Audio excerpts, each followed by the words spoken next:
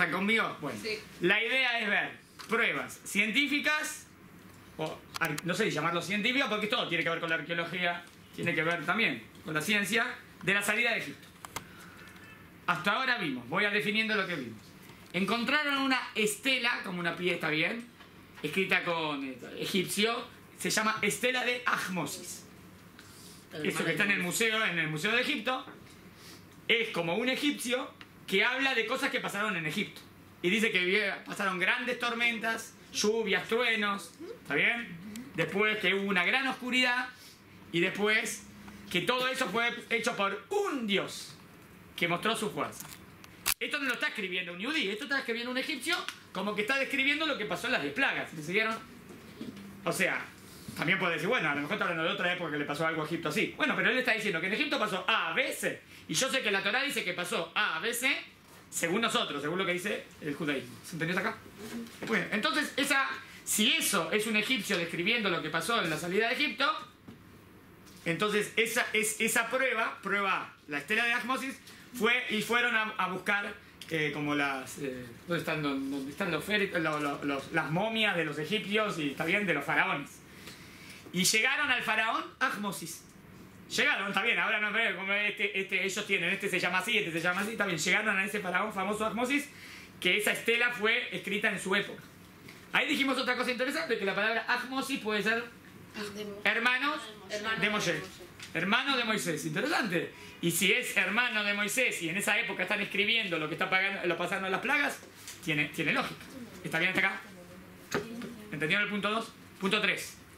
Dijeron, si en la época de Ahmosis dijeron que pasaron estas plagas, habría que ver si en la época de ese faraón pasó algo que tenga que ver con lo que la Torá describe. La Torá describe que nosotros salimos de Egipto, de Mitzrayim. Pero yo digo del lado de ellos, de un egipcio, ¿está bien? O de la historia egipcia. Y en la historia egipcia se habla en esa época ¿de quién? En esa época se habla de un pueblo Ixo. Que los egipcios echaron de Egipto. O que salieron de Egipto. Un pueblo Ixo. Bueno, a lo mejor el pueblo Ixo que dice ahí en Egipto es como ellos nos llaman a nosotros, el pueblo de Israel. Nada más que ellos en Egipto dicen el pueblo Ixo. A lo mejor el pueblo Ixo somos nosotros. ¿Entendieron hasta aquí la similitud? Porque en esa época que está la estela que dice que pasaron un montón de milagros, en esa época también un pueblo fue expulsado de Egipto. Bueno, y seremos nosotros. Entonces, habría que ver? Si la teoría es correcta, habría que ver si ese pueblo Ixo podríamos ser nosotros. ¿Entendieron hasta aquí? Sí. Entonces fueron a descubrir cuál era la capital o una ciudad importante en la época de los Ixos. Y la ciudad importante, según lo que dice la historia, es la ciudad de Avaris. ¿Hasta acá me siguieron? Sí. Fueron a la ciudad de Avaris, a las excavaciones de Avaris, a ver si descubrían alguna conexión con el pueblo judío. ¿Se entendió? Sí. ¿Fui metódico?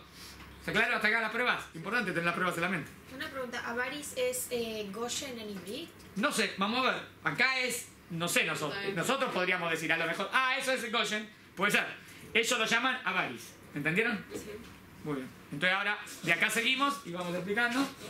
Entonces le damos play.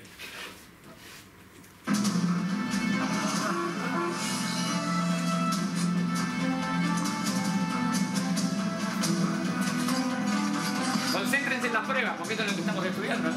En la metodología de las pruebas. Esta es Avaris, una ciudad amurallada dominada por varios palacios. Hace 3500 años estaba rodeada por ramales del Nilo. Avaris fue descubierta por el profesor Manfred Wittak de la Universidad de Viena.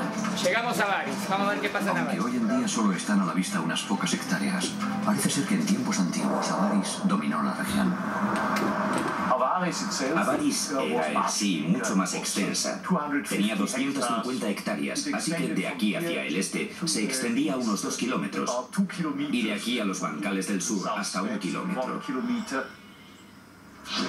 En el periodo Ixo, esta era una de las residencias principales de los faraones egipcios. Una de las residencias de los faraones dice egipcios. Expresamente que los Ixos que gobernaron la poderosa Avaris eran semitas, como los israelíes, y que se marcharon en un éxodo multitudinario denominado la expulsión de los Hicsos. En la Biblia tenemos la historia de los semitas que abandonan Egipto y se dirigen hacia el este de Egipto. Al mismo tiempo, independientemente de la Biblia, tenemos un relato acerca de los Hicsos expulsados de Egipto. Creo que sin duda alguna ambas narraciones están relacionadas, que están describiendo el mismo acontecimiento desde puntos de vista diferentes. ¿Se entendió, no, lo que dice? ¿Entendieron? En la historia egipcia tenemos un pueblo Hicso, que también, según la historia egipcia, es un pueblo semita. ¿Está bien? Nosotros somos un pueblo semita. ¿Está bien? ¿Qué sería un pueblo? Semita viene de Shem. Shem, Ham y Eber. Shem era uno de los hijos de Noah. ¿Está bien? De ahí, Israel viene de ahí. Entonces, era un pueblo semita. Y también en la historia de Egipto dicen que en esa época echaron a ese pueblo de Egipto. Puede ser que esté hablando de la misma historia que hablamos nosotros, pero desde los ojos de ellos. ¿Entendieron hasta aquí? Sí. Si es correcto, tendríamos que ahora encontrar pruebas en común entre, no sé, en Avaris o en las excavaciones de Avaris. O sea, si ahora en las excavaciones de Avaris encuentro cosas de judíos, yo digo, la teoría es correcta. Porque ¿qué hacen las excavaciones de Avaris? Cosas de judíos. Si eso de Avaris era una ciudad de otro pueblo que no tenía nada que ver con nosotros, ¿qué hacen ahí cosas de judíos? ¿Entendieron? A menos que sí, es la misma historia contada desde otro ángulo. ¿Se entendió? Sí. Muy bien, sigo.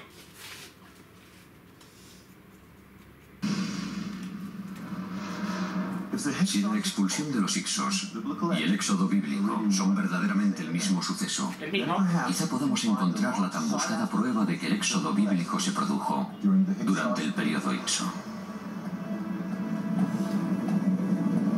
Pero la mayor parte de los estudiosos dice que los Hicsos no pueden identificarse con israelitas, ¿Por ya qué que no? estos salieron de Egipto ¿Por qué dicen que no? siglos antes del nacimiento de Moisés. Estos eruditos dicen asimismo que la cronología del antiguo Egipto no puede distorsionarse. Puedes jugar con las fechas de los egipcios, desplazarlas 10 años arriba o abajo, pero no puedes desplazarlas 50 o 100 años. Eso no es posible, y aún así mucha gente trata de hacerlo. Intenta ajustar la cronología para que cuadre con su idea preconcebida de la historia bíblica, y eso no puede hacerse. Pero quizá debamos hacerlo. ¿Y si los especialistas están situando el éxodo en un periodo erróneo?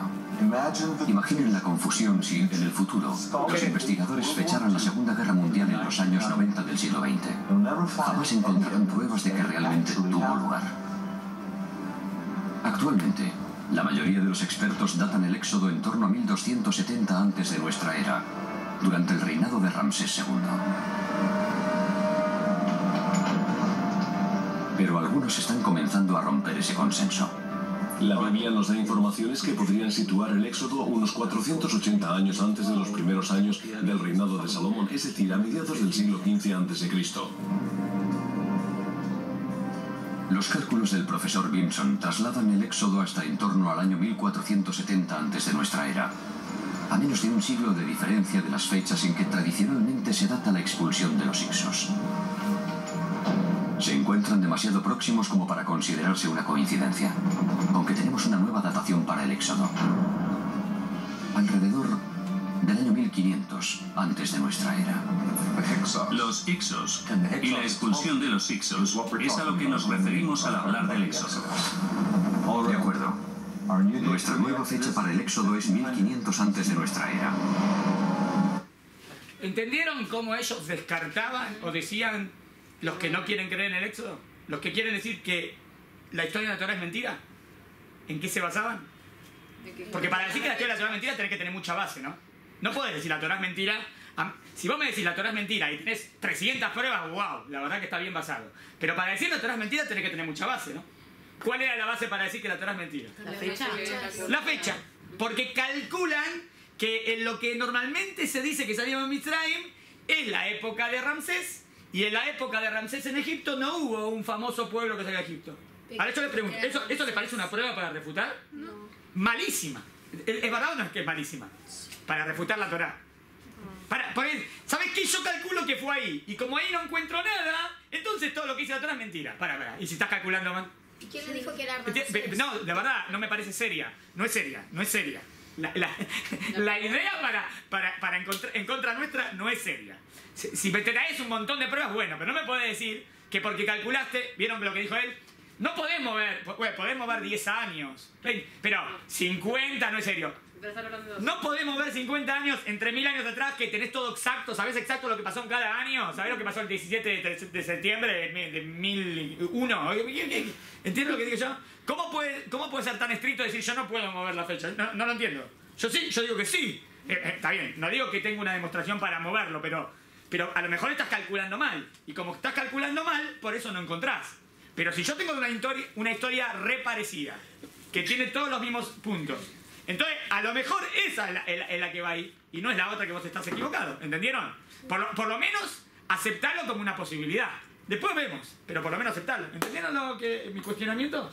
Es bueno, me parece que el cuestionamiento de él es bueno. Hay un montón de videos de esto, ¿no? De pruebas científicas de Egipto. Fíjense, en YouTube hay muchos. Y siempre el punto en contra es ese de esa fecha. Es un punto mínimamente que lo puedo tirar abajo. ¿Entendieron lo que quiero decir? Sí. O sea, bueno, entonces esta es la nueva teoría que no es 1300 antes de la era común que salimos de Israel, sino por el año 1500. Ah, bueno, corrimos ahí, está bien, porque yo no tengo exacto lo que pasó en todos los siglos, en todos los años. ¿En qué están basados? Libros de historia. ¿Cuántos libros de historia tenemos de esa época? No tenemos muchos. No tenemos muchos, ¿entienden? Para decir no o sí. ¿Está claro hasta acá? Entonces seguimos a la nueva fecha. Ahora miren lo que dice ahora. Y sabemos por la Biblia que los israelitas llegaron a Egipto unos 200 años antes de su éxodo. ¿Eso lo sabemos? Sí. ¿Cuántos años estuvimos en Egipto? 210. 210. ¿Está bien? Está. Exacto, estuvimos 210 años. O sea, espera, llegamos a que el año 1500 antes de la era común salimos de Mitzrayim, según esta nueva teoría. ¿Está bien? Lo que sí nosotros sabemos, según la Torá, que 200 años antes llegamos a Egipto. Entonces ya llegaríamos a la fecha 1700 antes de la era común, llegamos a Egipto. ¿Está bien hasta acá? Si descubrimos alguna prueba en la historia que 1700 años de la historia antes de la salida de Egipto pasó algo que Am Israel llegó a Egipto, una familia, estaría bueno una prueba así, ¿no? Porque es el cálculo que estamos haciendo. A eso va. En el original hebreo, la Biblia llama a los israelíes el pueblo de Dios, o Amo, Israel. Amo. Acá dijo Amo. Si acertamos con nuestras fechas, debería haber pruebas arqueológicas de la llegada de aquellos Amo en torno a 1700, antes de nuestra era. Está bueno lo que... ¿no? Una prueba arqueológica que llegamos en esa época a Egipto. A 400 kilómetros al sur de Avaris se encuentra la tumba de Beni Hassan. Otra prueba, Beni Hassan. De 1700 antes de nuestra era. Dado que nadie ha buscado pruebas del éxodo en este periodo, el sepulcro jamás se ha relacionado con la historia bíblica. Pese a ello, hay una pintura mural perfectamente conservada que refleja una antigua migración a Egipto desde la región del Israel actual. Mira qué interesante. Tumba de Beni Hassan, prueba C. ¿Ven? Como una familia que está viviendo. En la escena aparecen semitas barbados, a lomos de burros, llevando a sus familias y sus rebaños a Egipto. Como los israelíes bíblicos visten túnicas multicolores. Como Yosef, ¿te acuerdas? La inscripción jeroglífica de este muro llama a esta gente los Amo, el pueblo de Dios. Buscando el lugar preciso, en el momento preciso, somos los primeros en reconocer una veraz instantánea de la migración de los israelitas bíblicos a Egipto. ¿Entendieron esta prueba? Está buena, está bastante... Miren, descubren en una tumba que se calcula del siglo XVII antes de la era común, ¿está bien? Y él dice, ¿sabe? Y él dice, ¿por qué nadie buscó aquí? ¿Por qué nunca? ¿Por qué ¿qué? Yo soy el primero que lo descubrí, ¿qué soy? No es que él quiere ser orgulloso, dice, pero nadie había buscado aquí porque todos buscaban en otra fecha de la historia. Como nadie buscaba en otra fecha de la historia, por eso no buscan nada. Pero nosotros que estamos calculando a esa fecha, calculo en esa fecha, busco. Y encuentro ahí como una pintura de toda una familia que está llegando a Egipto. ¿Qué episodio sería en la Torá este? Jacob y... Al final de Bereshit, ¿no? En principio, que bajaron las 70 almas a Egipto, las 70 familias. Y se ve que tienen vestidos con túnicas con coloridos, parecido al vestido de Yosef. ¿Se acuerdan que le regaló Jacob? Sí. Se ve que tienen como barbados, como que los judíos tenían barba. Y en la pintura dice, Amó. Eso lo vieron al final, en el último punto dijo. Dice, Amó significa su pueblo, el pueblo de Israel. No hay muchos que se llamaban el pueblo de Dios. Y justo en la pintura dice, esta es la pintura de Amó, del pueblo. ¡Wow! Está buenísima la pista. ¿Entendieron? Está bien, entonces sería la tumba de Beni Hassam, pista 3. Que aparentemente está hablando de cuando los judíos llegamos a Mitzrayim. Una familia que venía por el hambre, ¿se acuerdan que paró, nos dio el ok? Yosef el que reina. ¿Está bien hasta acá? ¿Qué es Beni Hassam? Beni Hassam, no sé, un egipcio. La tumba de Beni Hassam. Pero en la tumba de Beni Hassam hicieron ese dibujito. Bueno, no, buena pregunta. Habría que ver por qué en la tumba de él estaría este dibujito. No sé, a lo mejor era algún... yo qué sé, claro. Ulay era Potifar. Yo qué sé, estoy inventando. No, estoy inventando. Dije por decir. Pero no, tendría que ser algún egipcio que se sintió identificado o que sabe la historia de los judíos. Porque ¿por qué en su tumba estaría la pintura de cuando llegó a Israel? Por eso planteé en Potifar, porque si vemos al chat de Potifar era buena persona Potifar. Pero no importa, es otro tema. Algún egipcio importante que cuando se enterró, no sé por qué, o a lo mejor es algún yudí, no sé. Hoy en día se llama la tumba de Beni Hassam. ¿Entendieron hasta acá? Sí. Seguimos. Según dice la Biblia, a su llegada, un israelí se aupó a los más altos niveles del poder egipcio. Yosef, ¿no? Se llamaba José, hijo de Jacob,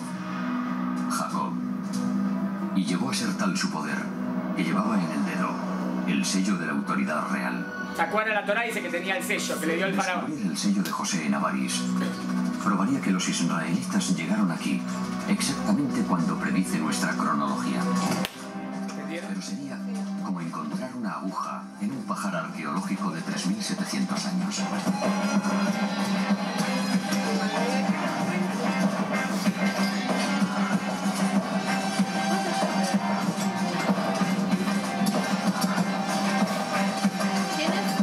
Ahora van a explicar. Están excavando en Avaris. Lo sorprendente es que el diminuto sello apareció precisamente en el estrato arqueológico que pronosticamos. De hecho, el profesor Manfred Vita cayó nada menos que 9 de los sellos usados por los funcionarios áulicos de José.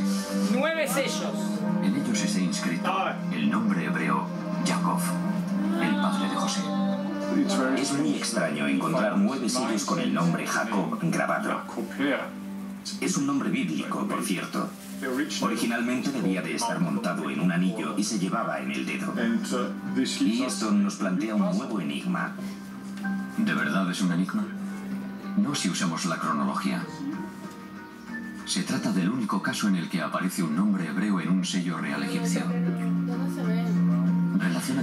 No me pregunten cómo sé que ahí dice Jacob, le estoy creyendo. Es verdad, le estoy creyendo, porque yo no sé. Pero ahora habría que estudiar egiptología o no sé, jeroglífico, pero acá sí estoy basando que estoy creyendo, estoy pensando que no me está mintiendo, porque si me está mintiendo, está bien. Pero digamos que es verdad, que estoy honesto, que es honesto, que no va a hacer algo tan serio, decir, bueno, está bien. Entonces, él dice, encontramos 9 sellos. En los 9 dice lo mismo que dice Jacob. No dijo Yosef, yo dije Yosef el otro día. Dice Jacob, que sería el padre de Yosef. Ahora, ¿qué harían 9 sellos con la palabra Jacob en unas excavaciones que hicieron en Avaris? ¿Entendieron la pregunta?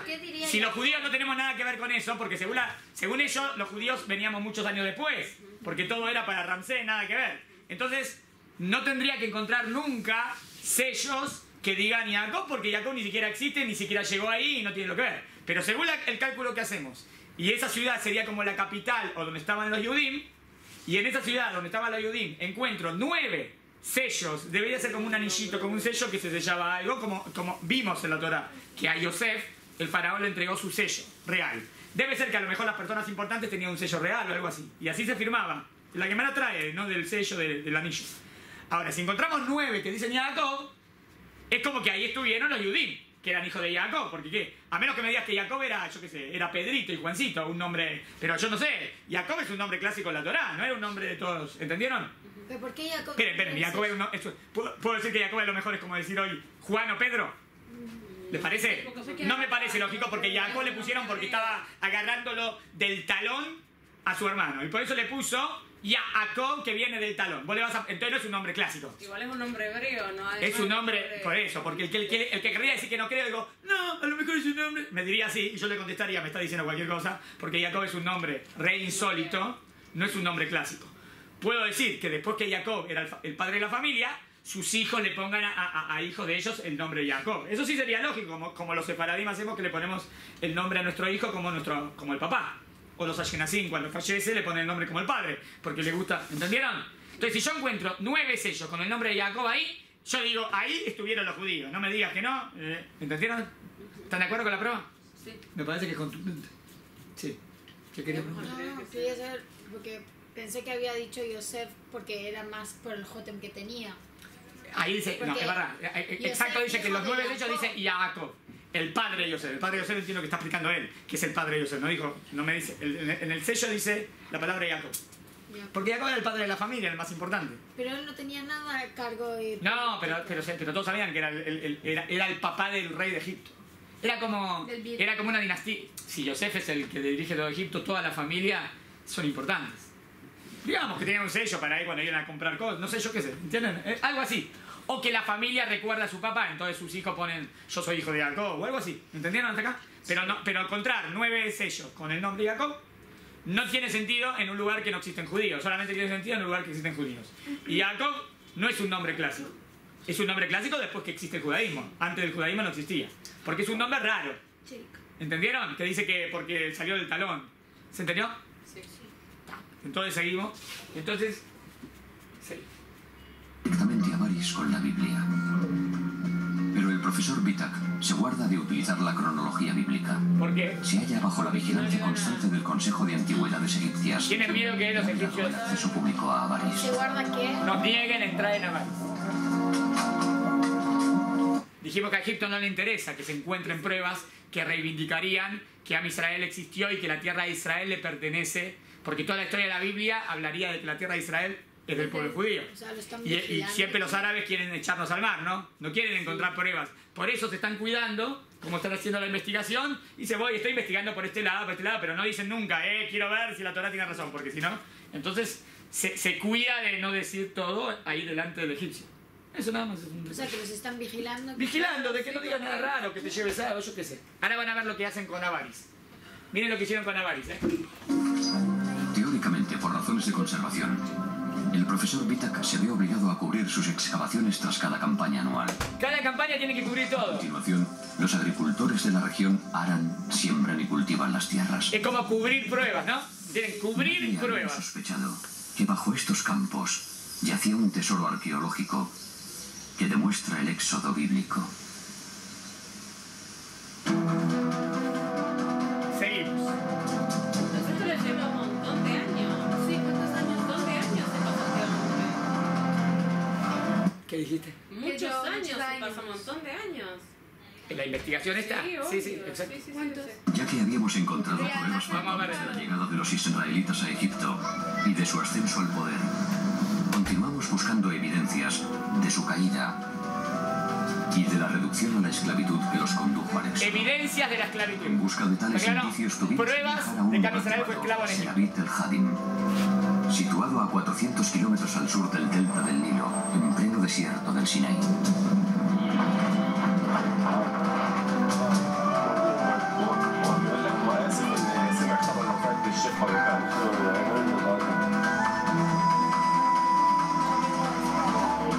Durante milenios, los egipcios explotaron minas de turquesas en esta región.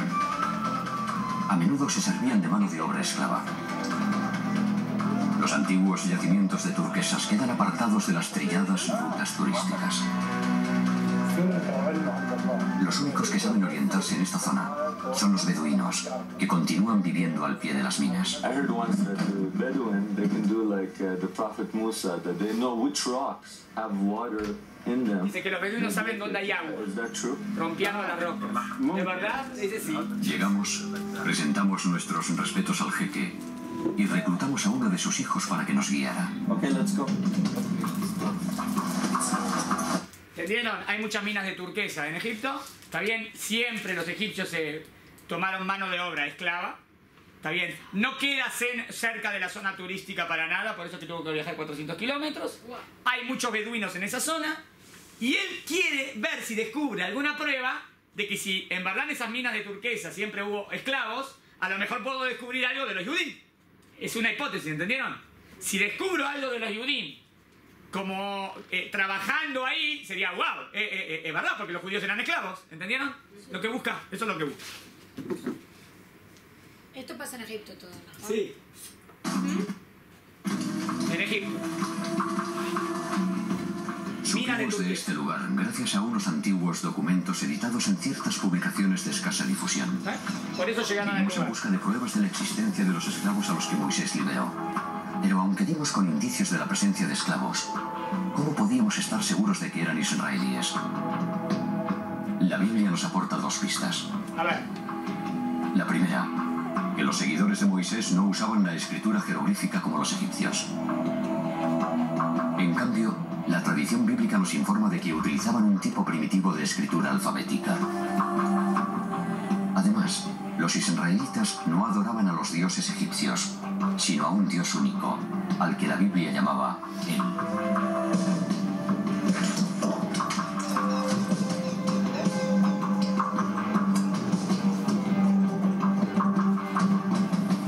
Para confirmar nuestra nueva cronología bíblica, necesitábamos encontrar inscripciones alfabéticas, grabadas en piedra por los esclavos hace unos 3.500 años. Ni en sueños habríamos imaginado que también mencionarían al dios bíblico. Miren lo que encontraron, porque es tremendo.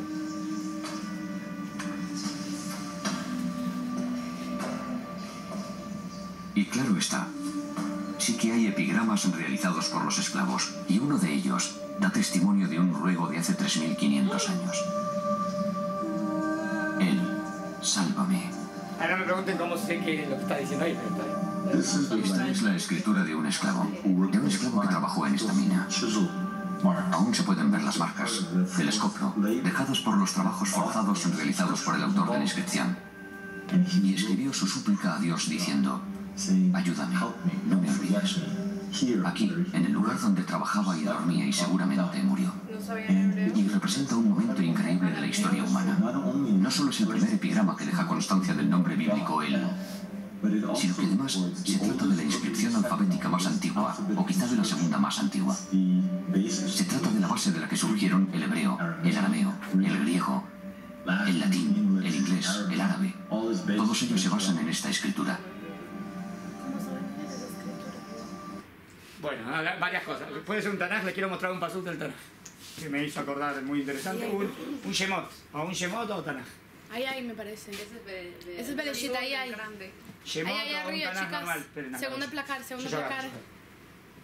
Primero, el tema de la escritura, eso no sé cuál es la prueba, ¿está bien? La prueba que él trae, él dice que los Yudim teníamos un tipo de escritura tal. No sé cuál es el punto que... ¿Cómo lo basa o no lo basa? Seguro que teníamos escritura, eso seguro. Ahora, obvio que nosotros rezábamos un Dios único, eso sí es seguro, ¿no? Eso es absoluto. ¿Está bien? Y que lo llamamos Él en la Torah sí. Él es la palabra más clásica para hablar de Dios. Y como decir Elohim, Él. Él sería, viene la palabra, Él significa fuerza, que Dios es todopoderoso. ¿Hasta acá me siguen? Sí. Bueno, él descubre en una cueva, ¿está bien? Como una plegaria de un esclavo. Como un esclavo que está diciendo: Dios, sálvame.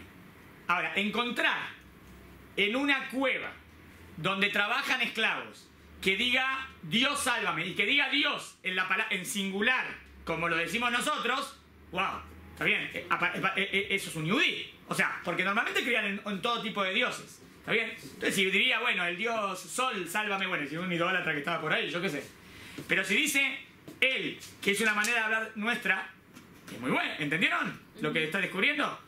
Les traigo en Shemot, capítulo 2, cuando Dios decide intervenir y sacarnos de Egipto. ¿Se acuerdan que muere el faraón? El pueblo suplicaba. Bueno, es interesante, ¿no? El pasuk, porque me hace acordar el pasuk, me hace acordar a esta plegaria. Como que dice que no puedo resistirse. Muy bien, le cito el versículo. Shemot, capítulo 2, pasuk 23. Y en esos días murió el rey de Egipto. ¿Está bien? Y los Yehudim, hijos de Israel, clamaron desde la Abodá. Desde su esclavitud clamaron. ¿Me siguen? ¿No pega con esto? Sí. Él es el esclavo que está ahí, el esclavo, y está diciendo, Dios, sálvame. Es como el pasuk. ¿Entendieron? Desde la Abodá clamaron y pidieron a Dios. Y subió su clamor a Dios desde la esclavitud. Y escuchó Elohim su clamor y se acordó del pacto. Pero yo digo, extraordinario, porque este pasuk es como lo que está escrito. ¿Entendieron? No sé, está bien, a lo mejor yo estoy, bueno, yo como que quiero, a mí quiero convencerme, entonces, pero yo lo veo objetivamente impresionante. Porque, dos cosas. No sé cómo él sabe que está escrito en esas letritas eso que dijo él. Yo confío que él me dice que los que entienden del idioma dicen, ahí dice, ¿está bien? Dios, sálvame. El que dice Dios, sálvame en singular es Am Israel. Y está claro como que es alguien que está trabajando en la caverna, ¿no? Entonces, o en esa cueva. Y eran los esclavos que trabajaban en la turquesa. Entonces es muy posible que el que está... Y esto monta a la época de lo que nosotros estamos calculando. Entonces muy claro, porque eran los judíos que eran esclavos que está pidiendo a Dios, por favor, sálvame. ¿Se entendió? Sí. ¿Qué pasuk es ese? El capítulo 2, pasuk 23-24. Shemot, Éxodo 2, versículo 23-24. Sigo. Según esto es Resulta increíble la primera de las escrituras, la segunda. Años estemos aquí para dar testimonio del lamento de este hombre. Está dando testimonio de la plegaria.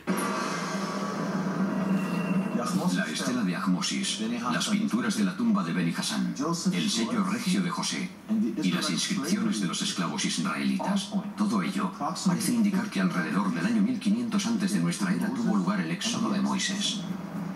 Si nuestra datación es correcta, debemos tener en cuenta otro factor. En torno a 1500 antes de nuestra era, las gentes que habitaban la zona mediterránea experimentaron uno de los mayores cataclismos de la historia. Una erupción volcánica en la isla de Santorini, en la Grecia moderna. Esta erupción podría ser otra pista crucial para descifrar el éxodo bíblico. ¿Está bien hasta acá las 4 pruebas? Sí. ¿Cuáles son? A ver, ¿quién lo dice? La estela de Ahmosis, ¿está bien? La prueba de la tumba de Beni Hassán, en la pintura, los sellos de Jacob, los sellitos y la tefilá de la cueva. ¿Está bien? Ahora él dice, quinto punto. Si estamos en lo cierto, entonces ya podemos calcular cuándo fue más o menos la salida de Egipto. Acá viene interesante. En esa época hubo una... ¿cómo se dice? ¿Explosión volcánica? ¿Cómo se dice? Una erupción volcánica gigantesca del volcán de Santorini. ¿Qué tiene que ver un volcán ahora con todo esto, no? Ahora miren a lo que quiere apuntar, que es lo que yo le mandé los videitos. Ahora va a intentar, es una suposición, pero va a intentar explicar cómo Dios hizo las plagas. Pero intentar explicar cómo Dios hizo las plagas no va en contra de la Muná. Estoy diciendo, wow, genial Dios, cómo Dios maneja la naturaleza. Y es una suposición. Pero porque intentar descubrir cómo Dios hace las plagas me parece algo muy difícil de demostrar. Pero si encuentra parecidos en lo que pasó en las plagas y algo que pasó hoy en día, ¿dónde vas a encontrar algo parecido? Vamos a ver, ¿entendieron? Y se encuentra y dice que esto puede esto. ¿Entendieron a dónde va? 2 minutos y hago recreo. ¿O hago recreo? ¿Hacemos recreo? Son las 11. Son las 11. Hago un 2 minutos esto y ya hacemos recreito. Primero, la teoría sería que el volcán de Santorini tendría que ver con las plagas. Vamos a ver. Esta es la isla de Santorini, situada en el Mediterráneo, Bueno, a 700 kilómetros de la costa egipcia. A 700 de Egipto. Es literalmente el cráter de un volcán. Esto es un cráter de un volcán. Hoy en día es un mar, parece un lago. Hace unos 3.500 años, Santorini fue destruida por una de las peores erupciones volcánicas de la historia humana. Cuando erupcionó, el volcán acabó con la civilización minoica que había medrado aquí. Produjo una nube de cenizas de unos 40 kilómetros de altura por 200 de diámetro.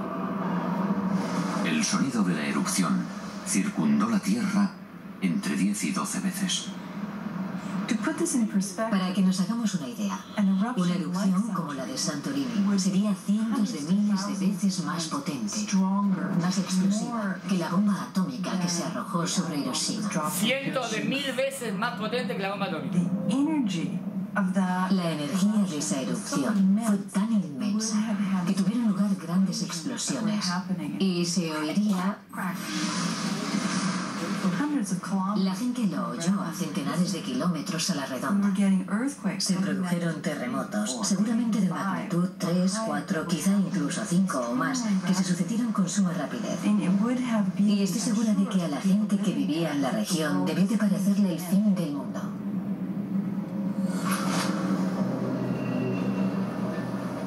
Con que quizá las catástrofes descritas por la Biblia, como las plagas, la oscuridad y la separación de las aguas, guardan alguna relación con la erupción de Santorini.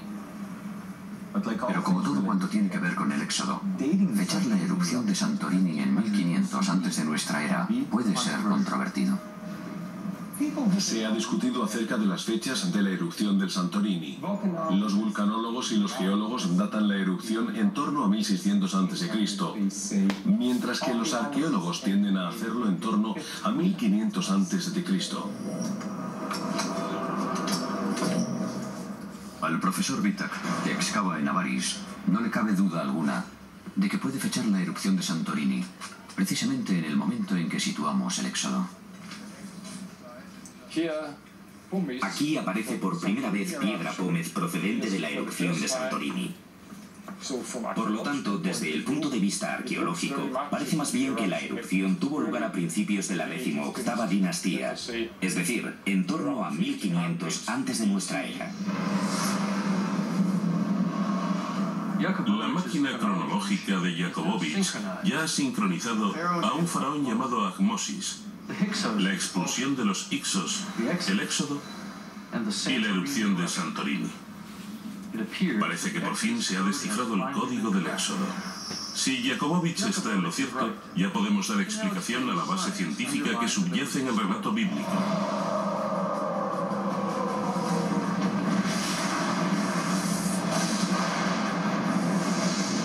Podemos incluso esclarecer la causa del mayor milagro de todos: la separación de las aguas del Mar Rojo. Vamos a ver cómo va a intentar explicar esto. Así podemos trazar un mapa bíblico y descubrir el auténtico monte Sinaí, donde la historia del Éxodo alcanzó su clímax, cuando Moisés recibió los 10 mandamientos y los guardó en la hoy perdida Arca de la Alianza.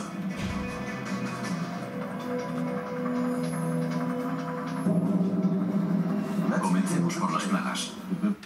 Hasta acá, entonces lo que quiere hacer, nada más, dijo, si la teoría es correcta, el tema del volcán de Santorini tuvo que ver, ahora va a explicar cómo, nada más estaba el cálculo si fue en el año 1600 o 1500, está bien, él quiso demostrar que si hay piedra pómez que llegó de la erupción volcánica a la otra punta del coso es porque él calcula que fue, está bien, pero ¿cómo pueden calcular exacto? No me parece algo, está bien, 1500, digamos, lo que quiero decir es que fue en el año 1500.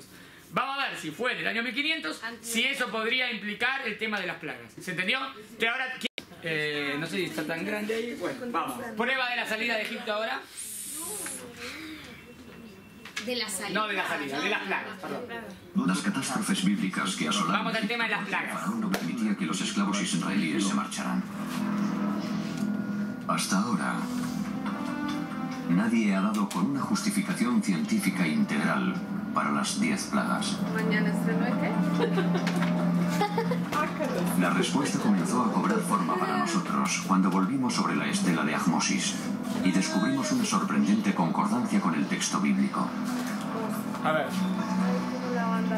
La Biblia dice que el Dios de Israel juzgó a los dioses de Egipto. Y la estela nos nos confirma que las estatuas de los dioses de Egipto se desplomaron. Se sabe que los terremotos van aparejados a las erupciones volcánicas como la de Santorini. Parece que tanto la estela como la Biblia describen las consecuencias de un seísmo. O para ser exactos, lo que los científicos hoy denominan una tormenta sísmica. Está bien, interesante. La estela, ¿se acuerdan que decía que hubo una gran tormenta y había una gran oscuridad? Ahora, un punto más que dice en la estela que es interesante. El pasuk de la semana leímos en Parashat Bo, en la muerte de los primogénitos, sí. El pasuk que decía, y Ubehol Elohim Mitzrayim Asashefatim, y con todos los dioses de Mitzrayim hizo justicia. Estoy citando el versículo, ¿eh? Quiere que se lo diga exacto, no me cree, ¿no? Y con todos los dioses de Mitzrayim hizo justicia. Y en la estela dice que todas las estatuas de Mitzrayim fueron destruidas. Nosotros decimos un dios único, y ahí ahora van a ver que la estela también dice que por un dios. Interesante, es como que la estela está describiendo lo que está pasando en la Torah del lado egipcio. ¿Entendieron hasta acá? Sí. Interesante. Y con todos los dioses de Mitzrayim hicieron justicia. Dios, Ubehol Elohim Mitzrayim Asashefatim. Y acá dice que cayeron todas las estatuas de los dioses de Egipto. Justo en esa época, nosotros estamos calculando que esta es la época de las plagas, ¿no? Que lo estamos relacionando con las plagas, que ahora lo vamos a relacionar con el volcán de Santorini. Va, seguimos. Las tormentas sísmicas son secuencias de grandes terremotos que se extienden por áreas extensas. Y los mejores ejemplos son los del Mediterráneo Oriental, donde tenemos pruebas históricas y arqueológicas muy antiguas. Y resulta que la historia bíblica se desarrolla en una zona sísmica. El delta del Nilo, donde la Biblia dice que tiene lugar el éxodo. Es una región cruzada por varias fallas. Al este, la falla del Valle del Gran Rift, que separa las placas continentales asiática y africana. Atraviesa el mar de Galilea, el Mar Muerto y el Mar Rojo. Había una franja que puede haber muchos terremotos, otras cosas. Por añadidura hay otra falla que transcurre por el moderno Canal de Suez y otra más a lo largo del delta del Nilo, bajo la antigua ciudad de Avaris. Justo pasa por ahí también. Asimismo, a 700 kilómetros al oeste, la falla que divide las plataformas continentales africana y europea pasa prácticamente por debajo de Santorini. ¿Pero qué tienen que ver los terremotos con las plagas bíblicas? Bueno, comencemos por la primera plaga. Primer plaga. Sangre. Un terremoto no puede elucidar qué hizo Moisés para que las aguas del Nilo de repente se transformaran en sangre, ¿verdad? Pues lo cierto es que sí. Cuando provocan escapes de gas. Y no hace falta remontarse a hace 3.500 años para demostrarlo.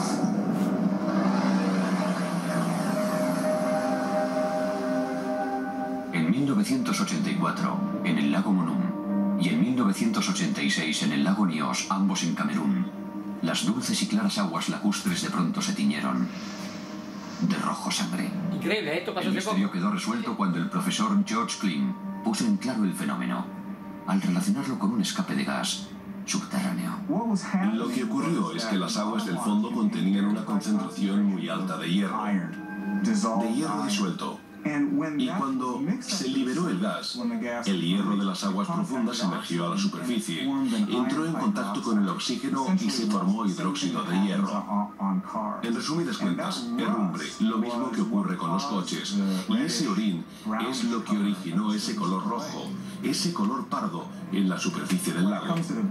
En lo tocante a las plagas bíblicas a lo largo del delta del Nilo, hay muchos elementos presentes que podrían indicar una acumulación de gas. De modo que puede suceder que el gas subterráneo se encuentre atrapado en bolsas y los terremotos que se producen a lo largo de la falla liberen ese gas. Y dependiendo del tipo de aguas que atraviese ese gas, esas aguas podrían llegar a colorearse de rojo.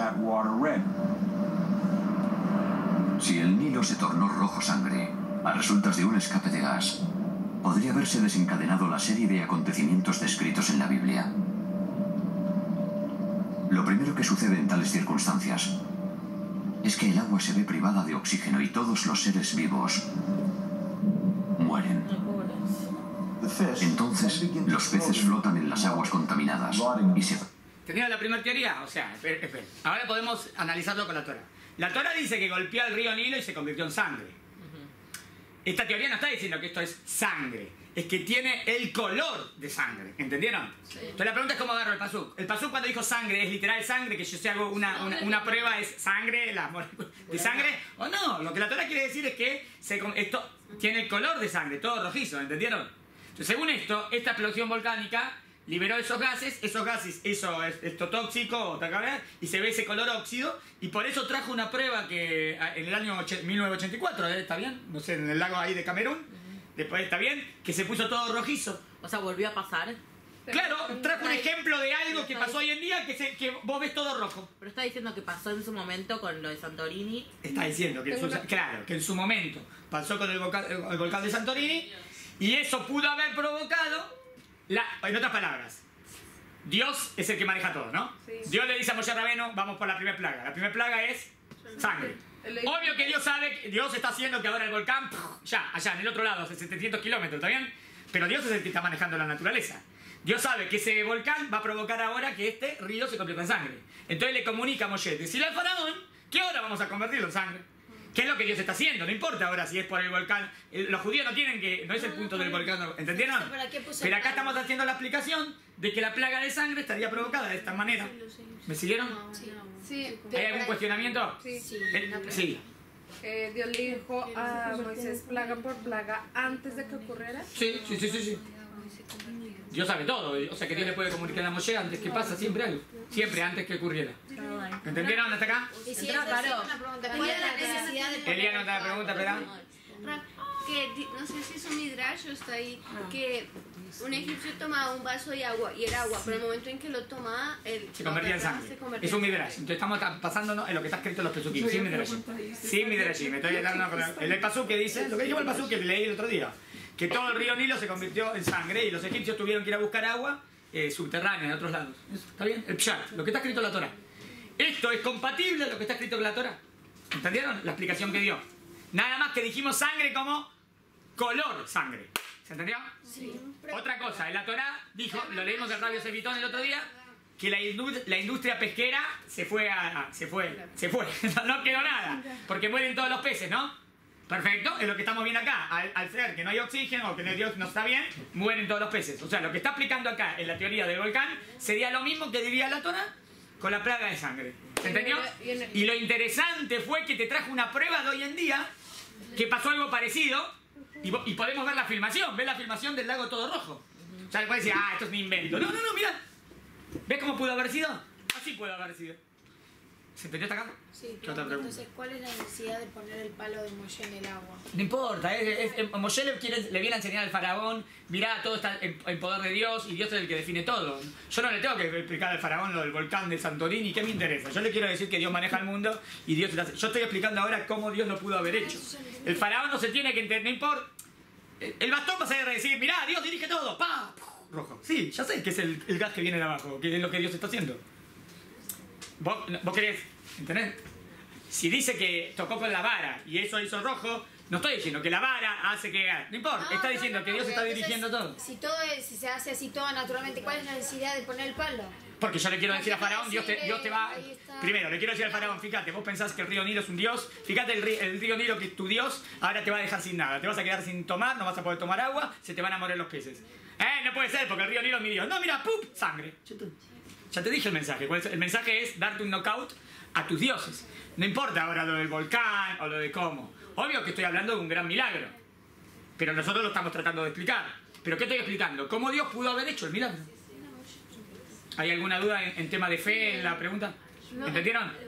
¿Entendieron que explicar un milagro no va en contra de la fe? Al contrario, me emociono y de la inteligencia y la sabiduría de Dios de cómo hacer las cosas. Porque hay algunos que si no es mágico... le dicen, no, como que no les gusta lo racional. Bueno, esto es una clase con raciocinio, con lógica. Sí, ¿qué más? El milagro es que esto pasaba justo cuando Moshe ponía el bastón, tipo. Claro. Todo obvio, el milagro es que... El milagro era que siempre el milagro es que pase cuando lo decís. Sí. Pero ¿cómo Moshe lo sabe? Porque Dios se lo dijo. Sí, claro. ¿Y cómo Dios sabe? Porque Dios sabe todo. En otra palabra, Dios, entonces, no tengo que decir que Moshe no tengo que decir que Moshe sabe que ahora el volcán Santorini estuvo en erupción y eso le trajo problemas a los gases y esos gases hicieron que se haga sangre. No tengo que decir que Moshe sabe eso. Lo que me interesa es que Dios le comunica a su profeta Moshe que esto es lo que va a pasar ahora. Y Moshe va y lo hace y pasa. Porque el que domina todo es Dios. ¿Estamos de acuerdo? ¿Te contradice algo de la fe? No. ¿Contradice algo del pasuk? No. Lo único que podría decir ustedes, que me podrían decir es, ahí dice sangre. Y vos me estás explicando color sangre. Bueno, eso es una interpretación, sí, que le dimos acá. ¿Se entendió? Sí. ¿Está bien hasta acá? ¿Cuál es la segunda plaga? Sfardea. ¿Qué son sfardea? Las ranas. Ranas. Ahora yo les pregunto, ¿qué tendría que ver el tema de la sangre en el río con las ranas? ¿Podría ser una consecuencia Pues que una cosa traiga a la otra? Que salían las ranas. Con la... Cuando mueren todos los peces, mueren todo, ¿qué sale? ¿Qué sale del río? ¿Qué salen? Está bien, las ranitas que viven ahí en el pero salen para afuera porque no se pueden quedar ahí. ¿Me siguen hasta acá? Sobreviven las ranas. Obvio que Dios que está haciendo todo esto, Dios le dice a Moshe, ahora le voy a mandar las ranas. ¿Entendieron hasta acá? Vamos a ver si entra bien. Pudren al sol. Las únicas que no mueren. Los únicos que no mueren son ranas. son las ranas. A diferencia de los peces, pueden salir a la orilla. ¿Por qué pueden salir? La segunda plaga bíblica son las ranas.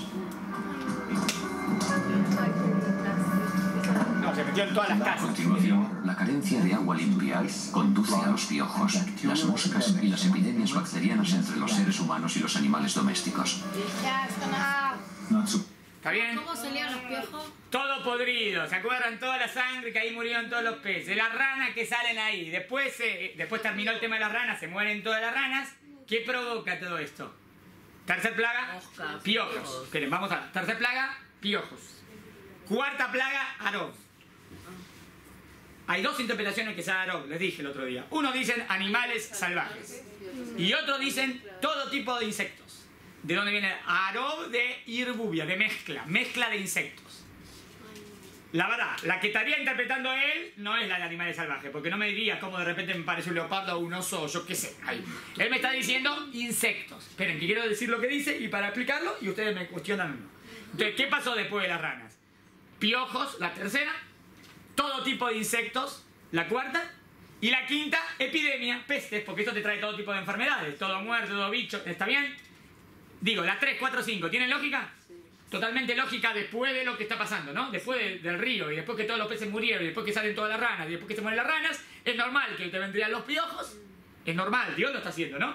Que te vendría, y Dios, que sabe todo, le comunica a Moshe y Moshe le dice a Paró y lo hace. Piojos, todo tipo de bichos y pestes. 3, 4, 5. Pregunta. Teniendo en cuenta que, bueno, las plagas son algo natural. Que Dios está manejando la naturaleza. Exacto. Claro. Si uno tiene plagas en su casa, en su casa, ¿uno puede tomarlo como un llamado de atención de Dios? Pues estás haciendo otra pregunta ética y moral. ¿Y de qué pasa? Es muy amplia, depende. Y un poco Pero de... dicen que Si yo vería algo malo que me está pasando, si yo tendría que verlo como un llamado de atención para volverte a de... Sí. Y Kabbalah, Sí, pero no digo seguro 100%, porque también puede ser, bueno, no fuiste higiénico y por eso te vino eso. ¿No? ¿Entendés? Si nunca limpia, nunca hace nada, deja toda la pizza ahí tirada, tirado. Ay, ¿por qué me vinieron las cucarachas? Y bueno, dejaste todo tirado. ¿Entendés? Si hice lo que está en mis manos, si yo hice todo lo que está en mis manos para que algo así no pase, y pasa, pues decir, para, es una llamada de atención. Pero si yo no hice lo que está en mis manos, puede venir porque yo soy el que me la perjudiqué. ¿Entendieron? Pero me fui. Sí. ¿Qué es lo que dijo de los piojos? Dije que todo esto trae epidemias, que esto dijo que todo esto se llene. Primero de piojos, después de todo tipo de insectos y después de todo tipo de pestes. Que es la 3, 4, 5. Sí, pero ¿cómo llegó a los piojos de Y debe ser que todo tipo de bichos, cuando está todo muerto ahí, todas las ranas muertas, trae un montón de piojos. Y así lo explico.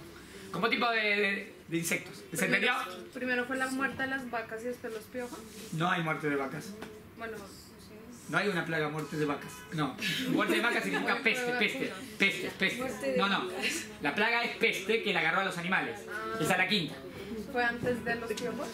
Fue después. Tercera, piojos. Cuarto, todo tipo de insectos. Y después que tenés tantos bichos y todo tan feo, te agarra epidemias, plagas.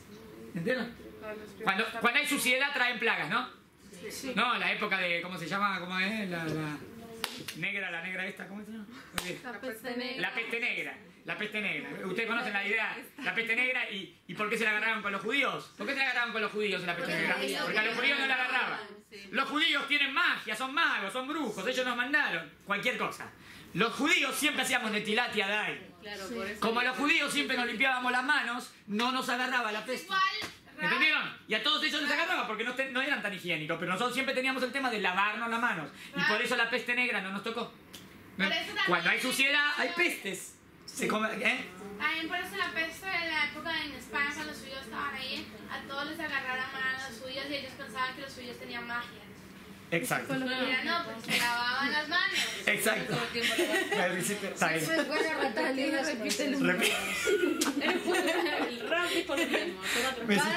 Hiciste un resumen de lo que acabo de decir. Está bien, muy bien, perfecto. Muy bien. ¿Se entendió? ¿Está bien hasta acá? Entonces, la 3, 4 y 5, ¿están de acuerdo? Tiene lógica, lo explico bien. Vamos a ver, ¿cuál viene ahora? 6. La 6, espera, un segundo. ¿Cuál es la 6? No. Esto tenemos que estudiarlo bien para la gala de pesa. Para Shhin es sarna. Manchas en la piel. Esperen. ¿Es lo mismo que la peste? No, es otra. Ahora él tendría que me explicar cómo vino la sarna, ¿no? Él me tiene que explicar ahora cómo viene la sarna y después cuál, la siguiente. Granizo. A ver si tiene alguna teoría de cómo vino el granizo. Y granizo tenía algo especial, ¿no? ¿Cuál era el milagro del granizo? Fuego y agua. ¿Cómo fuego y agua pueden venir juntos? Es algo rarísimo. A ver cómo lo explica. Vamos a ver. ¿Se entendió? ¿Se morían con la sarna? Vamos a ver cómo lo explica. Sigo. No es de extrañar. Sigo. La tercera plaga bíblica sean los piojos. La cuarta son las moscas. Piojos, moscas, bichos. Epidemia. 3, 4, 5. Sí, La sexta plaga Sexta. es un sarpullido que cause tumores apostemados en los hombres y en las bestias. ¿Es posible que una fuga de gas provocada por un terremoto explique esta clase de brote? ¿Entendieron que no dijimos que era una fuga de gas provocada por un terremoto, que fue por el volcán que erupcionó, ¿se acuerdan? Sí. Y eso hizo la... Ahora, ¿puede ser que esto provoque manchas en la piel? Ahora miren lo interesante de la postura de él, ¿eh? Si esto es así, miren, si esto es así, podría explicarlo, pero si descubro algo que pasó hoy en día parecido, porque descubrimos algo parecido, ¿no? ¿Qué descubrieron parecido hasta ahora? Lo del lago en Cancún, en Camerún, ¿no? El lago que me fui a México, el lago en Camerún, que lo vimos todo rojo, ¿no? Acá dice que la sexta es sarna. Vamos a ver si lo puedo explicar. Retrotraigámonos al desastre que tuvo lugar en 1986 en el lago Nios de Camerún. Por aquel entonces, los habitantes de las orillas del lago padecieron unos extraños forúnculos y escozores. El dióxido de carbono mezclado con el aire indujo a la gente una especie de coma, reduciendo la circulación sanguínea en la piel y causando los sarpullidos que la Biblia describe como la sexta plaga. A pesar de las 6 primeras plagas, según la Biblia... No, fuera de lo feo de esto. Pero mira lo que pasó, Pasó hace poco lo mismo y pasó lo mismo. ¿Pero por qué volvió a pasar? No importa por qué va a pasar, te demuestro que así pasa. Pero tal vez... No es mi objetivo, el objetivo de mi clase no es. ¿Por qué? Ustedes me meten en por qué y yo estoy hablando de pruebas de que esto puede haber pasado así. Pero ¿entendió? Las pruebas de que esto puede haber pasado así son... Si vos decís, mirá, hoy pasó lo mismo y mirá lo que le pasó a la gente después que pasó eso, tuvieron esos sarpullidos. Entonces tiene mucha lógica, después de eso vino el tema de la sarna, porque es lo que normalmente pasa. Fíjate qué es lo que pasó. ¿Entendió la prueba contundente? Sí. No sé, es una posibilidad, pero muy convincente. Muy convincente, porque yo sé que después de eso viene esto. Como, ahora, ¿por qué pasó hoy? No sé qué pasó en Camerún y no tengo idea. Yo nada más lo traje como un dato. Son datos. ¿Entendió el dato? ¿Están de acuerdo con el dato? Sí. Me parece, no sé, el que diría, no sé, que están con... A lo mejor puede decir, no, sarna significa otra cosa. Bueno, es obvio, él está explicando. Sarna, como manchas, es lo que significa sarna. Pero manchas de la piel, forúnculo, como explicó ahí. Como así, o sea, debe haber algún motivo porque también ellos tuvieron ese tipo de plagas. Pero miren, usted me... Sí, seguro, pero ustedes me están llevando a por qué pasó en Camerún y no es mi clase. Yo estoy explicando. La plaga no les importa. Ustedes me preguntaron por qué pasó en Camerún. Me preguntaron si me pasa a mí. Entendí las preguntas, pero... Es clase 2, clase 3. Yo estoy en la clase 1. Clase de la salida. ¿Entendieron? Yo estoy en clase de demostrar que esto pasó. Y ustedes me muestran, me preguntan por qué en la vida pasan estas cosas. Bueno, sí, sí. ¿Cómo se explica? Creo que ya se dio cuenta hace no les tiempo. afectó? ¿O sí les afectó esto? Buena pregunta, acá no se metió en ese punto, pero para ver si a los Yudim le afectó o no le afectó, tendríamos que ver lo que está escrito en los Pesukim y ver en qué Pesukim dice que esa plaga no afectó a los Yudim. Pero ahora no es la tarea nuestra, pero está bueno para complementar. Pero acá no se metía en el tema, ¿está claro? Sigo. O sea, puede ser factible decir, mira, esto pasó en esta zona y no en esta zona. Los judíos están en Eretz Goshen y eso pasó en la zona de acá. Entonces, por eso los Yudim no le agarran. El faraón siguió negándose a entregar a los esclavos israelíes, por lo que Egipto fue atacado por la séptima plaga, el granizo. Y fue una granizada muy poco habitual, ya que cayeron hielo y fuego mezclados. Aún hoy en día, los rabinos enseñan que la descripción de la Biblia no es una mera metáfora. La séptima plaga fue el granizo, pero la Biblia describe la granizada de un modo inusitado. El granizo cayó mezclado con aish, con fuego. La idea es que el fuego y el hielo se entremezclaron, coexistieron. Después la Biblia dice que Dios obró un milagro dentro de un milagro, tomando unos elementos opuestos en la naturaleza y haciendo que coexistieran. Aunque parezca increíble, hay un papiro egipcio que narra exactamente los mismos acontecimientos. Otra prueba, un papiro egipcio. Se llama Papiro de Ipuwer o de Leiden, y según muchos estudiosos data del periodo Ixo. El papiro de Ipuwer dice expresamente que Egipto sufrió el embate de una extraña granizada, en la que cayeron hielo y fuego entremezclados. ¿Está bien? Ahora, sabemos que el granizo vino del fuego y agua mezclado y hay que ver cómo lo va a interpretar. Pero la Torá habla algo así. ¿Está bien? Igual hay que interpretar también la Torá, qué quiere decir ese fuego, en qué sentido. Pero es interesante que encuentre un papiro egipcio y ese papiro egipcio también dice que tuvimos una granizada en Egipto muy grande con hielo y fuego mezclados. ¿Entendieron? Sería como un egipcio que está describiendo lo que está pasando, ¿no? Está bien esta prueba, otra prueba, este papiro. Ya hemos colocado otra pieza del rompecabezas. Ahora parece quedar claro que la Biblia y los textos egipcios describen lo que los científicos llaman lapilli acrecional. A ver. Granizo volcánico. Granizo volcánico. Puede proceder de la erupción volcánica de Santorini provocada por un seísmo. Cuando la nube de cenizas alcanza una gran altura en la estratosfera, lo que ocurre en resumidas cuentas es que tienes humedad en la atmósfera. También tienes una gran cantidad de vapor de agua en la propia nube, de modo que pequeños fragmentos de cenizas y cristales llegan a formar un núcleo, algo muy similar a una piedra de granizo. En otras palabras, Egipto padeció una lluvia de fuego y hielo, tal como cuenta la Biblia. Parece que los terremotos y las erupciones volcánicas y gaseosas subsiguientes explican nítidamente las 7 primeras plagas bíblicas. También esclarecen la 8ª plaga, las langostas. ¿Entendieron? Lo explicó como las cenizas de la erupción volcánica, que después llegaron alrededor y también está la humedad y el agua, y entonces como que te caen esas gotitas con esas cenizas. Entonces sería el fuego con el agua. ¿Entendieron la explicación? Hay que ver, es una interpretación. ¿Pero lo entendieron? Y si es verdad, porque él lo está relacionando con la erupción volcánica. ¿Hasta acá está bien? Ahora, ¿qué sería? Si es verdad que pasó esto, estarían diciendo que las cenizas de la erupción volcánica del volcán Santorini son las que caen en el granizo sobre Egipto, ¿no? Acuérdense que el volcán Santorini está a 700 kilómetros. Está en otra zona. ¿Se podría identificar esas cenizas en Egipto? Sí. Sería interesante, ¿no? Porque decimos, bueno, estas son las famosas que vinieron de allá. O sea, podrían buscar, no sé, ahora vamos a ver de cierta manera, identificar de qué volcán o de qué lugar viene. Vamos a ver si se lo puedo mostrar. Y ahora va a las langostas. Ahora vamos a ver, todavía no. Una pregunta, como que todas las plagas se fueron desencadenando a partir del volcán, ¿no? Esa es la teoría.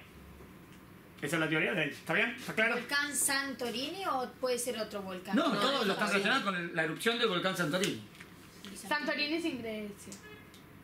Bueno, seguimos. Inglés. Las langostas migran en enjambres. Langosta Entre 40 y 80 millones de ejemplares adultos por kilómetro cuadrado. Millones, 80 millones de ejemplares por kilómetro cuadrado. El frío provoca una caída de su temperatura corporal, lo que las obliga a aterrizar en masa. La granizada volcánica y los trastornos climáticos causados por la erupción de Santorini podrían haber obligado a las grandes nubes de langostas, tan comunes en esta región del globo, a posarse inopinadamente en Egipto. Al cesar la tormenta sísmica, la temperatura ascendió, y con ella las langostas, exactamente como dice el relato bíblico. Ya aterrorizados por la tormenta sísmica y sus consecuencias, los egipcios iban a experimentar la última fase de enjambre de langosta. De acá él no tiene que prestar atención a los pesukim. El pasuk dice que Hashem, lo dijimos el otro día, que mandó un viento grande del suroeste, ¿se acuerdan? ¿Está bien? De toda la mañana, toda la noche, hasta que trajo. Acá dijo que también, bueno, puede ser que todo el tema del volcán, el tema de los vientos es el que trae las langostas. Y acá explicaría por qué de repente, por un gran frío, haría que todas las langostas de repente caigan, está bien, en Egipto. Está bien, explico nada más que podía haber traído también que el pasuk decía lo de los vientos, que eso, ¿por qué quiero explicarlo? Hasta acá. Él dijo así, como es normal que pasen un montón de langostas por esa zona. No es tanto normal, porque ahí dice que Dios las trajo del viento desde allá, del Yemen y de... ¿Se acuerdan? Por la zona de, ¿qué dijo? De Sudán y el Yemen. No me importa por esa zona, pero está bien. No dicen qué país, yo dije qué país. Dicen que las trajo de ahí. Y bueno, y ahí caen las langostas. Está claro, hasta ahora, hasta la octava. ¿Cuál viene la 9? Granizo. Oscuridad. ¿Podemos explicar cómo habrá pasado la oscuridad? A ver, tendrá que ver también con el tema del... bueno, Ulay lo relaciona con una tormenta de ceniza o con toda la ceniza que te... ¿Vieron cuando fue en Argentina?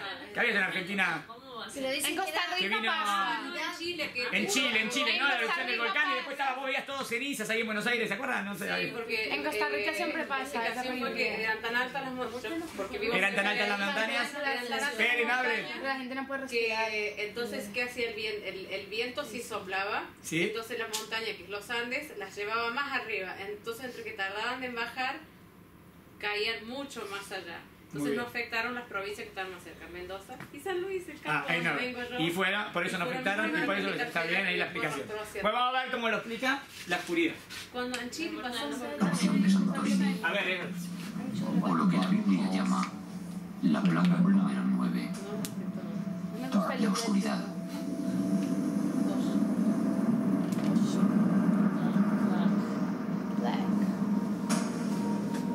Posiblemente sucediera así. A ver, una posibilidad. Durante los meses previos a la erupción, la actividad sísmica de todo el Mediterráneo oriental provocó que la placa continental europea friccionase sobre la placa africana. El agua marina comenzó a bullir y borbotear a través del magma. A su vez, esto hizo que aumentase la presión y erupcionara a través de los puntos débiles de la superficie, desencadenando varias erupciones menores, lo cual condujo a una gran explosión. Al llegar la erupción final, produjo una nube de cenizas de casi 40 kilómetros de altura. Eso es muy lógico, ¿no? De diámetro. Nube de cenizas es muy lógico de una erupción. Cuando la nube alcanzó el delta del Nilo, envolvió a los egipcios en lo que la Biblia llama unas tinieblas tales que cualquiera las palpe. Que cualquiera las palpe. En cuestión de pocos minutos, se ven inmersos en un mundo oscuro. Las cenizas llueven a su alrededor, no ven nada. Les cuesta trabajo respirar. El sol ha desaparecido. Sobre ellos solo hay negrura y no tienen ni idea de qué va a ocurrir a continuación. El descubrimiento de piedra pómez procedente de Santorini en Avaris parece demostrar la llegada de la nube de cenizas a Egipto y explica el relato bíblico de la prolongada oscuridad. Habrá quienes arguyan que la piedra pómez flota y que las olas podrían haberla llevado hasta Egipto y las mareas haberla depositado en la costa. Así que recurrimos al profesor Jim Daniel Stanley del Smithsonian Institute, que realizó el descubrimiento definitivo. Halló cenizas de Santorini en el delta del Nilo. Solo podía haber llegado en la nube de ceniza que sumió a Egipto en las tinieblas bíblicas. Entrando de las las nubes de cenizas, eso te cubre todo y de repente es... Ahora, ¿verdad? Usted, en la Torá dice, palparon la oscuridad. Entonces algunos quieren decir, ya, palparon. Significa que es algo que se toca. Yo interpreto el versículo, palpar la oscuridad, y lo interpreto... La oscuridad, como que tocó la ceniza que fue... No, la verdad que no hay nada. Eso lo digo. No hay ningún pasú que dice que nos salvamos del humo. No, dijo que sería difícil respirar. Claro, tiene razón Abby lo que dice, que no, como que... Decilo. Que si es una nube de ceniza y es tan pesado y tan... podríamos llegar a tocarla. Más allá de la yo nunca entendía literal palpar. Yo lo entendería como es tan oscuro que es como que lo tocás. Yo así lo entendería. Yo así leería el versículo también. Yo no leería el versículo, pero él quiere darle una interpretación. No, es como que lo tocás, porque la ceniza, está bien. Cuando hay algo muy espeso se puede tocar. Es verdad. Igual el cuestionamiento muy bien, dice ella, pero si no se puede respirar ahí, en ningún lugar dice que no podían respirar o que se... El tema es que no se podían levantar de su asiento de la oscuridad que había. Eso es lo que está escrito. Pero tiene lógica, no sé. Tampoco es imposible explicar la oscuridad, ¿no? Puede ser oscuridad de... ¿Está bien? O de ceniza, o tormenta de arena, o algo, o neblina. ¿Está bien? Puede ser que tuvo que ver con esto la cuestión del volcán. ¿Se entendió hasta acá? Entonces ahora vendría... pero viene interesante, dice. Que encontraron la piedra pómez ¿está bien? En el delta del Nilo. ¿Cómo llega esa piedra pómez del volcán de Santorini que queda en otro lado? Entonces dijeron, a lo mejor la trajeron en barco. Dice, no. Pero dice, vos podés ver las cenizas y encontraron las cenizas de ese volcán aquí. Entonces es muy lógico que esas cenizas, si la encontrás aquí, es porque volvieron por las nubes de cenizas. ¿Cómo él puede estar seguro que esas cenizas del río Delta son las del volcán Santorini? ¿Cómo él puede estar seguro? ¿Tiene la pregunta? Porque ¿a dónde van a ser? Ahora lo va a demostrar, no, quiere decir cómo en física se demuestra. Interesante, yo no sabía que eso se puede demostrar. El código como algo genético, ahora van a ver. O sea, porque encontraron una piedra en el río. No, nada más, eso es otra prueba más de que pudo haber llegado de esa manera. No, pero como lo encontraron, entonces como que empiezan... Sí, está bien decir. A ver, miren... Es una piedra de ceniza. Teníamos que examinar entre 10 o 20.000 granos de arena para encontrar una sola partícula de ceniza. Así que descubrimos un total de 40 partículas de ceniza. No todas las cenizas tienen el mismo aspecto. La ceniza tiene su huella digital. La huella digital de la ceniza. Las partículas de ceniza que hallamos en el norte y en el nordeste del delta del Nilo son partículas que llegaron procedentes de Santorini. Caben pocas dudas de que el relato del Éxodo y las descripciones del evento... ¿Entendieron? Nada más que te demostró que esas cenizas vienen de allá. porque puedo ver las cenizas que hay en el Santorini y puedo ver las cenizas que hay en el río Delta del Nilo. Nada más que hay una ¿cómo lo llamó? Huella digital que es exacto igual. Entonces por eso podés descubrir, porque podés decir, no, esa ceniza que está en el río del Delta del Nilo viene de otro lado. No, porque es la misma huella digital. O sea que necesariamente vino de ahí. Entonces, ¿cómo llegó? Y lo más lógico, de las cenizas vienen ahí en las nubes. ¿Está bien? Eso es lo que dijo nada más. O sea que la teoría nuestra de que vinieron esas nubes de cenizas y pueden haber provocado la oscuridad, tiene sentido. ¿Está claro? También usted puede decir, bueno, a lo mejor vino después o antes, está bien. Pero como entra bien con la... Entonces ahora une los cabos. Una pregunta. Sí.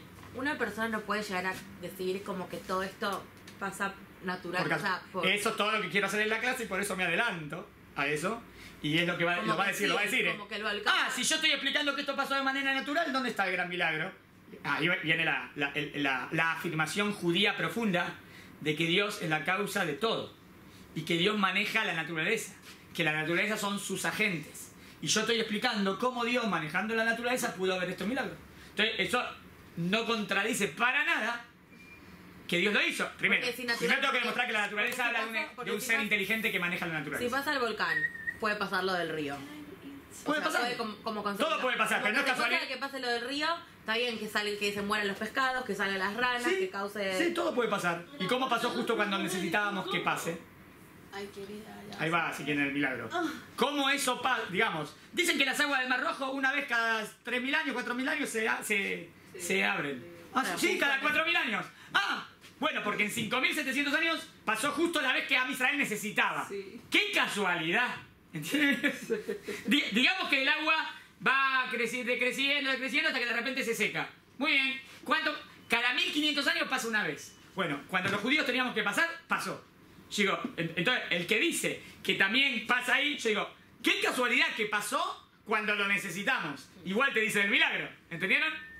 El milagro es que pasa, si en estadística podría pasar casi nunca, y pasa cuando lo necesitas, ahí está el milagro. Pero ¿y cómo explican que le pasaba a los egipcios y a nosotros no? No, obvio que no estoy de acuerdo. Yo digo, inclusive con la teoría de los que quieran decir que las aguas bajan, también diría que es un milagro. Con las plagas. Bueno, ahí está. ¿Quién? Porque ellos no explican, porque en la Torá dice, ¿no? Que además de las plagas, que bueno, pero a los judíos no les pasaba nada. ¿Cómo ellos lo explican? Acá no se metió, en la película no analizó ese punto. ¿Está bien? Está bien. Pero primero tengo que ver de verdad lo que dice la Torá, ¿no? Porque no dicen todas las plagas que no afectó. En algunas dicen. Yo tengo mi respuesta. Porque vas a decir que eso está pasando en esta zona. Los judíos estaban en Eretz Goyen, en otra región de Egipto. Y vamos a decir que esto está pasando en esta zona. Entonces por eso le está pasando a ellos. Nada más, ¿quién dirige la nube así? Dios, ¿no? Y bueno, dirigió, exacto, que le pase a los que están por el Cairo y no los que están en la tierra de Goyen. ¿Entendés? Ellos no importa, no sé si necesito. ¿Para qué necesitarías eso? Igual, es verdad, eso hablaría de la perfección, que pasa justo. Acá no hizo hincapié, acá quiso mostrar cómo Dios pudo haberlo hecho. No sé si tendría respuesta de por cuanto que él no quiere negar a Dios. Él no quiere negar a Dios, él va de acuerdo a que... La película quiere decir que Dios está haciendo todo esto, Entonces no va a tener problema en decir, claro, Dios lo hizo por este lado y no por este lado. Si él no es ateo, él va a favor de lo nuestro. ¿Entendiste? ¿Entendió? Igual, no puso en la película, analicemos en cada paga lo que está escrito. No fue fue en general. Obvio que eso tendría que ser más perfecto. ¿Se entendió? Sí. Vamos a la décima, a ver cómo la explica, porque esta es la más difícil. Procedentes de Egipto, el polvo volcánico llegado a Egipto y los estudios geológicos que nos permiten ver, tocar, palpar y datar el polvo volcánico del Nilo nos hablan de un mismo y tremendo suceso volcánico. El mismo suceso que Dios está haciendo. La última plaga tuvo lugar a medianoche. A ver, esta para mí del video es la más realizar a los israelíes y acabaría siendo conocida como Cena de Pascua. Pero vamos a ver. Mientras los israelitas celebraban el ritual de Pascua, los egipcios dormían. Eso sí es verdad. Y fue entonces no sé si cuando sucedió. Todos los primogénitos egipcios murieron. Todas las casas se vieron afectadas. Nadie ha sido capaz de ofrecer una explicación científica plausible para la muerte de los primogénitos. Pero trae algo muy interesante de lo que pasó hoy en día. Según nuestra teoría, en este punto de la serie de acontecimientos que había comenzado 6 meses antes, la fuga de gas que había desencadenado la serie de plagas que se habían sucedido por fin entró en erupción. El dióxido de carbono debió de filtrarse a la superficie. Y dado que es más pesado que el aire, mataría a los animales y a la gente que dormía antes de disiparse y volverse inocuo en la atmósfera. En caso de que les parezca una mera conjetura, tengan esto en cuenta. Así es como sucedió exactamente en 1986 en el lago Nios. Miren lo que pasó en 1986. La fatídica noche del 21 de agosto, los habitantes del lago Nios se acostaron. No podían imaginarse que el dióxido de carbono, que había teñido el lago de rojo sangre, estaba alcanzando su punto crítico. Entonces, mientras los moradores de Nios dormían, la capa superficial del lago contenía el dióxido de carbono como el tapón de una botella de gaseosa. Pero entonces, la tierra tembló y tuvo lugar un corrimiento de tierras que arrojó rocas al agua, perturbando la presión superficial y liberando el gas. El gas subió a la superficie y como un monstruo extraterrestre emergió del agua. Al formarse gotas en el gas, pasó de ser invisible a convertirse en una bruma visible.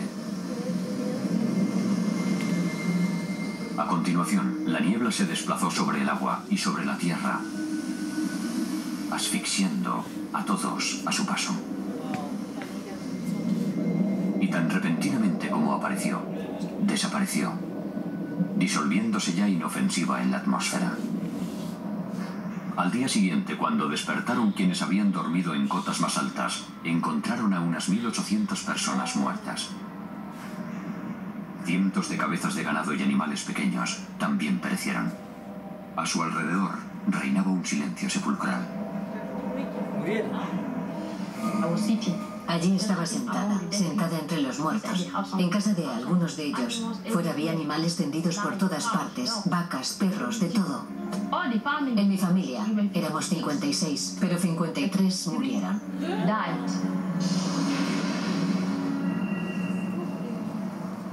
¿Entendieron cómo lo explicó? Pero no le digo que lo acepte, nada más lo explicó como un, no sé, el dióxido de carbono, un gas, y que todas las personas que están acostadas vieron que esto sale y después se disuelve en el oxígeno, ¿está bien? Después es inofensivo, o sea, ¿a quién atacaría? Al que está más bajo.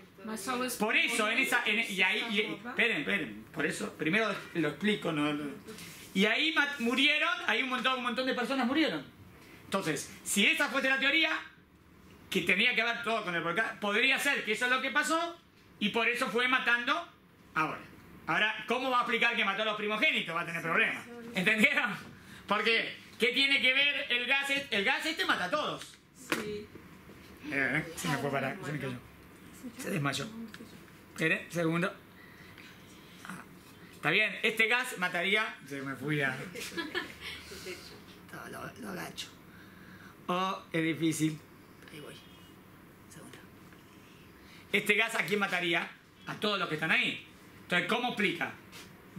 Ahora va a tener que explicar que mueren nada más los primogénitos. No sé cómo lo va a explicar, porque ahí muere. Me explicó que. ¿Qué me explicó? Me explicó que hay una epidemia y una plaga que te mata a toda la gente que está ahí. Entonces, ¿cómo mata al primogénito egipcio y al que no es primogénito no lo mata? Todavía no me lo explicó.